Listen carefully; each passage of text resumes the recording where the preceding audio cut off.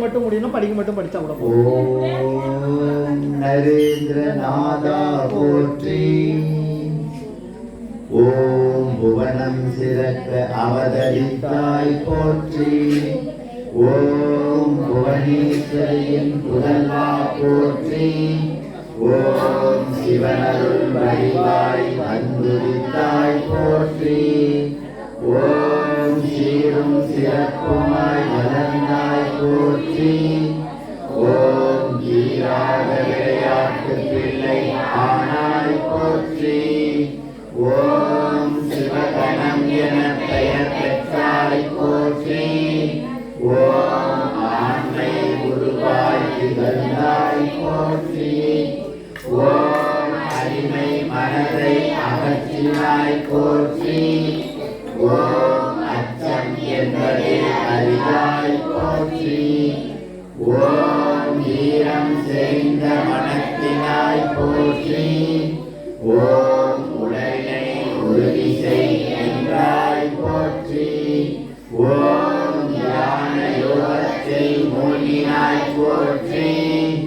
ஓம் ஞான தைரியமாய் கொண்டாய் போற்றி. ஓம் சேர்ந்தாய் போற்றி. ஓம் அறிவு கண்ணை திறந்தாய் போற்றி. ஓம் மெய்ப்பொருள் உணரை தந்தாய் போற்றி. ஓம் அருள் தாகம் வேண்டி அடைந்தாய் போற்றி. ஓம் பரமதம்சரை பணிந்தாய் போற்றி. ஓம் சிந்தை தெளிவினை பெற்றாய் போற்றி. ஓம் குருதேவ பேரன்பில் திளைத்தாய் போற்றி. ஓம் குணக்குண்டாய் திகழ்ந்தாய் போற்றி. ஓம் சகோதர சிவர்களின் தலைவனாய் போற்றி. ஓம் சிங்கத்தின் ஆற்றல் உடையாய் போற்றி. ஓம் பல்வகை தத்துவம் பயின்றாய் போற்றி. ஓம் பண்பின் உருவானாய் போற்றி. ஓம் இசையாய் குருவை கவர்ந்தாய் போற்றி. ஓம் இசையை வேறுபத்தை தந்தாய் போற்றி. ஓம் புத்தரின் திருக்காட்சி பெற்றாய் போற்றி. ஓம் மோனதவத்தை மூழ்கினாய் போற்றி. ஓம் தெய்வீக காட்சிகள் பெற்றாய் போற்றி. ஓம் நெறிகள் பண்டையை அடைந்தாய் போற்றி. ஓம் அன்னை காளியின் தரிசனம் கண்டாய் போற்றி. ஓம் மாயையும் அன்பும் மகா ஞானியே போற்றி. ஓம் கையோர்க்கு வாரி வழங்கினாய் போற்றி. ஓம் வறுமையின் எல்லையை கண்டாய் போற்றி. ஓம் கருணையை கண்டு வாடினாய் போற்றி. ஓம் இலக்கணே ஓர் குருவானாய் போற்றி. ஓம் குருவின் திருத்தொண்டில் திளைத்தாய் போற்றி. ஓம் குருவின் திருவருள் பெற்றாய் போற்றி. ஓம் அவதார பெருமையை அறிந்தாய் போற்றி. ஓம் பரமதம்சரின் சீடர்களை ஒன்றிணைந்தாய் போற்றி. ஓம் மகாநகர் மழ தவ வாழ்வு வாழ்ந்தாய் போற்றி. ஓம் ஆன்மீக தவ வாழ்வினை ஒதுக்காய் போற்றி. ஓம் பாரத பரிபிராஜக பயணம் செய்தாய் போற்றி. ஓம் பாரத நாட்டின் அடிமை தலையை அகற்றினாய் போற்றி. ஓம் மக்களின் இறங்கினாய் போற்றி. ஓம் அரச சபையை போற்றி. சபையில் அரசு தர்ம நெறியினை போதித்தாய் போற்றி. ஓம் போற்றி. ஓம் வேந்தற்கு பணிந்து வணங்கிய துறவியை போற்றி. ஓம் குமரி அன்னையை தொழுதாய் போற்றி. ஓம் குமரி முனையில் அமர்ந்து தவம் இயற்றினாய் போற்றி. ஓம் நிலையை கண்டு வாழினாய் போற்றி. ஓம் தவவாழ்வில் ஓர் உண்மையை உணர்ந்தாய் போற்றி. ஓம் கடவுளின் வடிவை அனைவரையும் கண்டாய் போற்றி. ஓம் மக்கள் தொண்டு மகிழ்சம் தொண்டென உரைத்தாய் போற்றி. ஓம் பாரத அன்னையை எழுச்சியுறச் செய்தாய் போற்றி. ஓம் பாரத அன்னையை வணங்கி அடிபணிந்தாய் போற்றி. ஓம் சர்வ சமய நெறியினை உலகிற்கு அறிவித்தாய் போற்றி. ஓம் சிவா கோவில் சிங்கமென முழங்கினாய் போற்றி. ஓம் குருவின் ஆணையை ஏற்றாய் போற்றி. ஓம் அன்னை பாரதியின் அருளாகியை பெற்றாய் போற்றி. ஓம் மங்களம் தந்த வேதாந்த சிந்தனை போற்றி. ஓம் மாந்தர்களின் மன இருளை நீக்கினாய் போற்றி. ஓம் மனிதனின் தெய்வீகத்தை உணர வைத்தாய் போற்றி. ஓம் பரம்பொருளின் வடிவம் நீ என்று உரைத்தாய் போற்றி. ஓம் உன்னதமானவர்களை விரும்பிக் கொள்ளுங்கள் என்று முழங்கினாய் போற்றி. ஓம் எழுந்திருங்கள் விழித்துக் கொள்ளுங்கள் என்று தட்டி எழுப்பினாய் போற்றி. ஓம் பரம்பொருள் ஒன்றே என்று சர்வமத சபையை எடுத்து இயம்பினாய் போற்றி.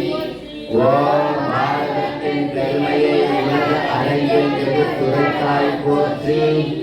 ஓம் அனைத்து சமயங்களையும் நெறிகளையும் அளித்தாய் போற்றி. ஓம் வேத வேதாந்த சாரத்தின் திருநாடுகளில் விளங்கச் செய்தாய் போற்றி. ஓம் சுரவி செல்வனாக உண்டாகும் சிறப்புடையாய் பகர்ந்தாய் போற்றி. ஓம் ஆத்மாவின் எல்லையற்ற சக்தியினை அனைவருக்கும் உரைத்தாய் போற்றி. ஓம் அந்த ஆன்மாவை முழக்கம் செய்தாய் போற்றி. ஓம் உலக அரங்கில் உலகத்தாய் நீ எழுதினாய் போற்றி. ஓம் பாரதியம் சென்று சேர்ந்ததாய் திருப்பொழில் செய்தாய் போற்றி. ஓம் தேதியில் பாரத பண்பாடு மேன்மையுடன் பாடுபட்டாய் போற்றி.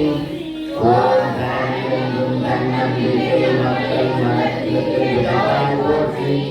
ஓம் மனமே நீக்கவும் மனித நேயம் மலரவும் வந்தாய் போற்றி. ஓம் மகத்தானவர்களாக மனிதர்களை உருவாக்கவை செய்தாய் போற்றி. ஓம் பாரத நாட்டின் பெருமையை தழைத்தோங்க செய்தவனே போற்றி. ஓம் குருவின் பெருமையும் வாழ்வையும் வையகத்திற்கு வழங்கினாய் போற்றி. ஓம் வீர துறவியாக வீரன் மரம் வந்த விவேகானந்தரே போற்றி. ஓம் வீரனாக வீரனை இளைஞர்களுக்கு ஊக்கமளித்தாய் போற்றி. ஓம் ஞான விவாதராக திகழ்ந்தாய் போற்றி. ஓம் பிரேம சந்திரனாக வந்து வைத்தாய் போற்றி. ஓம் கர்ம வீரனாக அறம் வந்தாய் போற்றி. ஓம் ஞானமூர்த்தியாக வீற்றிருந்தாய் போற்றி. ஓம் தூய அறிவின் வடிவமே போற்றி. ஓம் தூய அன்பின் உருவமே போற்றி. ஓம் ஜெகநாத் போற்றும் சப்த ரிஷியே போற்றி. ஓம் விவேக ஜோதியே போற்றி. ஓம் சுயநலம் கலைந்து பொது நலம் கண்டாய் போற்றி. ஓம் சிவஜோதி வடிவனே போற்றி. ஓம் தெய்வீகம் மனிதனின் இயல்பென்று உரைத்தாய் போற்றி. ஓம் ஜீவ சேவையே சிவ சேவை என்று போதித்தாய் போற்றி. ஓம் ரிஷிகளின் பரம்பரை நாம் என்று முழங்கினாய் போற்றி. ஓம் வீரம் தெரிந்த சொற்களை அளித்தாய் போற்றி. ஓம் உண்மையான ஒளியின் திறனே போற்றி. ஓம் உண்மை பொருளை திறனை அறிவார்கள் என்றாய் போற்றி. ஓம் இந்த துன்ப இருமைகளுக்கு அப்பால் செல் என்று நடுங்கினாய் போற்றி. ஓம் தியானம் கொண்டு விரட்டத்தை அணியாக கொள்கின்றாய் போற்றி. ஓம் வீர தலைவர் விவேகானந்தரே போற்றி. ஓம் வீர இளைஞரை தந்தாய் போற்றி. ஓம் கருணை நெஞ்சமே கொண்டவரே போற்றி.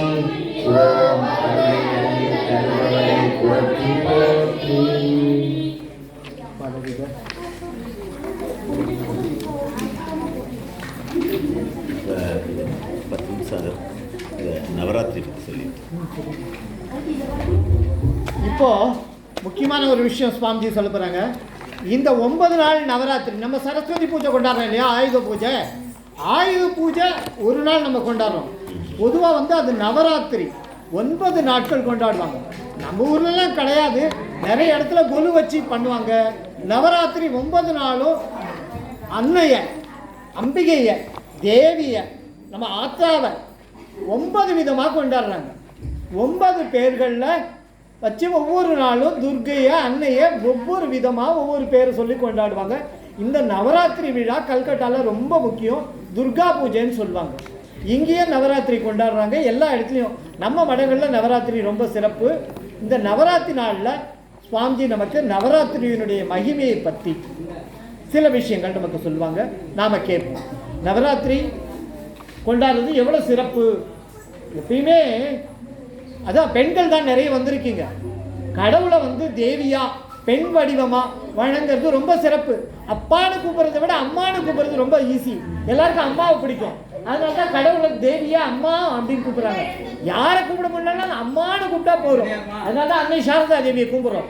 அம்மா அப்படின்னு கூப்பிட்டா அது ஒரு பாசம், அது ஒரு பிணைப்பு. அம்மானும் போது எல்லாம் வந்துடும். அதை தான் நம்ம 9 நாட்கள் தேவியை வேற வேற அம்மாவா வழிபடுறோம். அதை பற்றி சிறப்பு சொல்லுவாங்க, கேளுங்க. ரொம்ப முக்கியமாக ஜெயராம் கிருஷ்ணன். ஓம் ஜனனீம் சாரதாம் தேவீம் ராமகிருஷ்ணம் பாதவத்மே கயோ ஸ்ரீத்வாம் பிரணமாமி. இந்த நவராத்திரி வழிபடுவது 9 நாட்கள் தேவியை, துர்க்கையை வணங்குறாங்க. தேவி வந்து துர்க்கையா இருக்கிறாங்க, சரஸ்வதியா இருக்கிறாங்க, அப்புறம் லட்சுமியா இருக்கிறாங்க. துர்கா, லட்சுமி, சரஸ்வதி, இந்த 3 தெய்வங்களை இந்த நவராத்திரியில் நம்ம வழிபடுகிறோம். அதனால துர்கா என்று சொல்லுவாங்க. எல்லாமே நவம் என்றால் 9. இப்போ வந்து கோள்கள் எத்தனை இருக்குது? ஆகாயத்தில் 9 கோள். சூரியனை சுற்றி 9 கோள் சுற்றி வருது. அதே மாதிரி தான் இந்த உலகத்தில் தேவி மகாத்மியம் அப்படிங்கிற ஒரு இது புத்தகத்தில் தேவி மகாத்மியம், சண்டி சக்தி தான். அந்த சக்தி வந்து அவங்களே தான் எல்லாமே ஆகியிருக்கிறாங்க. அந்த ஸ்லோகத்தை சொல்றாங்க, யா தேவி சர்வ பூஜ்யேஷு விஷ்ணு மாயேவி சக்திதா நமஸ்தஸ்யை நமஸ்தஸ்யை நமஸ்தஸ்யை நமோ நமக. அதாவது என்ன அர்த்தம்னா, இதுக்கு எந்த தேவியானவள் இந்த மாயை, இந்த உலகம் இருக்குது, இந்த உலகத்துக்கு அப்பால் அந்த அம்பிகை இருக்கிறார், அவளே தனது உயிராக ஆகியிருக்கிறாங்க. அது வந்து ஒரு மாயை, ஒரு ஒரு மூடி மாதிரி, ஒரு திரை மாதிரி இருக்குது. அந்த மாயினால தான் நம்ம எல்லாம் இங்கே இருக்கிறோம். அந்த தேவி வந்து நம்மளை எல்லாம் இந்த மாதிரி குடும்ப வாழ்வில் வச்சிருக்கிறாங்க. சில பேர் துறவிகளாக இருக்கிறாங்க, சில பேர் இல்லறத்தலாக இருக்கிறாங்க. எல்லாமே அவளுடைய மாயையுடைய விளையாட்டு.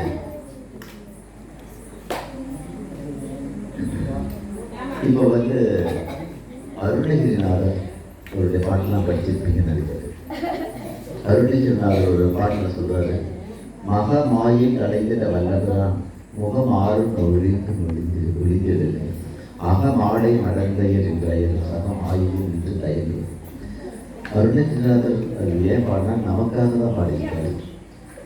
அதாவது முருகப்பெருமான் அவர் எல்லா விதமான மாயைகளையும் அறியாமையும் அகற்றுபவர்.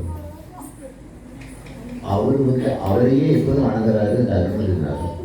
இருந்தாலும் இந்த மாதிரி உலகத்தில் ஏன் என்னை வச்சிருக்கிறேன், ஏன் என்னை இந்த மாயையில் இருக்கிற இந்த மாயையே நீ வந்து அகற்றக்கூடியது. நீ எங்களை வந்து ஏன் இந்த மாயையில் வச்சிருக்க? இந்த மாதிரி வீடு, வாசல், குழந்தை, மனைவி, மக்கள் இப்படி எல்லாம் வச்சிருக்கிற இருந்து நான் வந்து அந்த இதிலிருந்து விடுபட முடியலையே. இந்த மாயைங்கிறது அந்த பந்தம் பாசம் அதை தான் சொல்றாரு. இன்னொரு இதில் சொல்றாரு, யாதேவி சர்வபூதேஷு நித்ரா ரூபேன சம்ஸ்கிருதா நமஸ்தஸ்யை நமஸ்தஸ்யை நமஸ்தஸ்யை நமோ நமக. அதாவது அந்த தேவி வந்து எல்லா உயிரிலையும் அந்த உறக்கம் தூக்கத்தின் வடிவாக இருக்கிறார். அதாவது இப்போ நாம் எல்லாரும் இப்போ இரவு வந்துருச்சு, மணி 9 மணி 10 மணிக்கு நீங்கள் எல்லாம் தூங்க போகிறீங்க இல்லையா? தூங்குறீங்க இல்லையா? அந்த தூக்கமாக இருப்பதும் அந்த தேவி தான், அந்த துர்கா தேவி. அந்த தேவில இந்த உறக்கமாக இருக்கிறார். அதற்கு அந்த உறக்கத்தை கொடுப்பது அந்த தேவி தான். அப்புறம் யாதேவி சர்வபூதேஷு புத்தி ரூபேன சம்ஸ்திதா நமஸ்தஸ்யை நமஸ்தஸ்யை நமஸ்தஸ்யை நமோ நமக. அதாவது இந்த தேவியானவர் எல்லா உயிர்லையும் அந்த அறிவாக இருக்கிறாங்க. நமக்கு புத்தி இருக்குது, இறைவன் புத்தி கொடுத்துருக்கோம். அந்த புத்தி அறிவு, அந்த அறிவின் வடிவாக அந்த தேவி இருக்கிறார். அப்படிப்பட்ட அந்த தேவிக்கு என்னுடைய நமஸ்காரம். மீண்டும் மீண்டும் நான் அந்த தேவியை வணங்குகிறேன்னு சொல்றாங்க. அந்த இதில் அதாவது நம்மகிட்ட அறியாமைங்கிறது ஒன்று இருக்கு. உபனிஷத்தில் சொல்லுது தமசோமா ஜோதிர் கமயம். அறியாமை இருளிலிருந்து அறிவொளிக்கு என்னை அழைத்து செல்வாயாகே அப்படின்னு சொல்றாங்க அந்த உபனிஷத்துல. யாதேவி சர்வபூதேஷு சாயா ரூபேன சம்ஸ்திதா நமஸ்தஸ்யை நமஸ்தஸ்யை நமஸ்தஸ்யை நமோ நமக. இதுல என்ன சொல்றாங்கன்னா அந்த தேவி தான் எல்லா உயிர்களாக இருக்காங்க பிரதிபம். இப்போ நீங்க கண்ணாடியில உங்க உருவத்தை பார்க்குறீங்க, அந்த மாதிரி அந்த தேவி இவ்வளோ எல்லா பெண்களாக அந்த தேவியை தான் குழந்தையாக, சிறுவனாக, சிறுமியாக எல்லாமே அந்த தேவி தான் ஆகியிருக்கிறார். அத்தகைய அந்த தேவிக்கு என்னுடைய வணக்கங்கள் அப்படின்னு சொல்லப்படுகிறது. அப்புறம் யாதேவி சர்வபூதேஷு கிருஷ்ணா சுதா ரூபேன சம்ஸ்திதா நமஸ்தஸ்யை நமஸ்தஸ்யை நமஸ்தஸ்யை நமோ நமக. அதாவது எல்லா உயிரிலும் இப்போ நமக்கு வந்து கொஞ்ச நேரம் ஆனால் நம்ம காலையில் சாப்பாடு சாப்பிட்றோம், மதியம் சாப்பிட்றோம், நைட் சாப்பிட்றோம், இரவு 3 வேளை சாப்பாடு சாப்பிட்றோம் இல்லையா? அந்த பசியாக இருக்கிறது யாருன்னா அந்த பசியின் வடிவமாக இருக்கிறது அந்த தேவி தான் அப்படின்னு அதை சொல்றாங்க.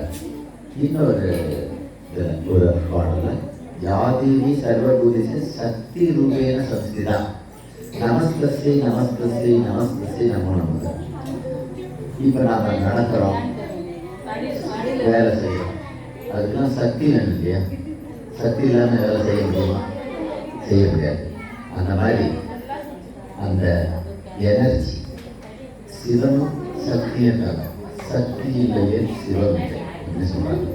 அப்ப அந்த சக்தி இருந்தால் தான் நம்மளால எல்லா வேலைகளையும் செய்ய முடியும். அதுக்கு ஒரு உதாரணம், ஒரு கதை இருக்குது, சொல்றேன்.